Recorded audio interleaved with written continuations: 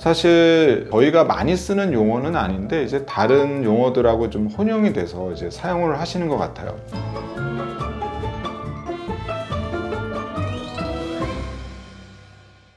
안녕하세요. 다림성형외과 성형외과 전문의 송준호 원장입니다. 최근에 이제 코 보형물 제거나 코 제거를 생각하시고 또 거기에 대한 문의가 계속 꾸준히 있습니다. 그래서 오늘도 궁금하다고 질문을 남기신 부분에 대해서 정리를 해서 답변을 드리도록 하겠습니다.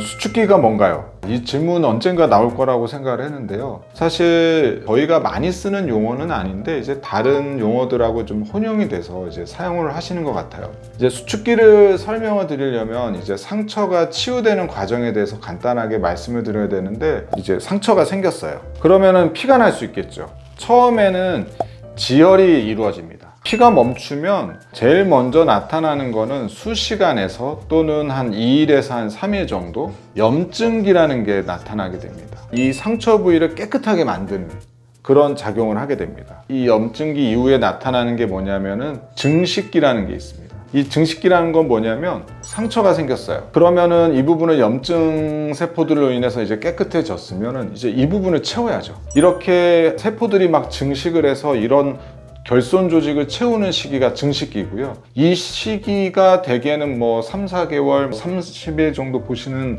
분들도 있는데 저는 한 60일 정도로 환자분들께 설명을 드리고 있어요. 이 증식기 때 특정 세포가 상처를 좀 줄여들게 만듭니다. 결손 조직, 그러니까 상처 사이즈를 좀 줄이게 하는 거죠. 그래서 아마 이 증식기를 수축기로 같이 혼용해서 사용을 하시는 것 같아요. 저희들은 수축기라는 표현보다는 증식기라는 표현을 좀 더 많이 쓴다. 그리고 이제 그 다음에 이루어지는 게 뭐냐면은 이제 성숙기. 이게 뭐냐면 급한 대로 막 돌이나 벽돌을 쌓았어요. 이제 너무 튀어나온 부분은 깎아내고 좀 더 이제 단정하게 이제 담을 만들어주는 과정. 이 성숙기 또는 이제 리모델링 시기라고 이야기를 합니다. 이거는 뭐 경우에 따라서는 1년 반에서 한 2년 정도 이루어지는데요. 아마 이 증식기 때 이루어지는 상처의 수축, 이 수축이 되는 현상을 강조를 하다 보니까 증식기라는 표현 대신 수축기라는 표현을 쓰시는 것 같습니다. 상처가 치유될 때 누구나 겪게 되는 그 과정,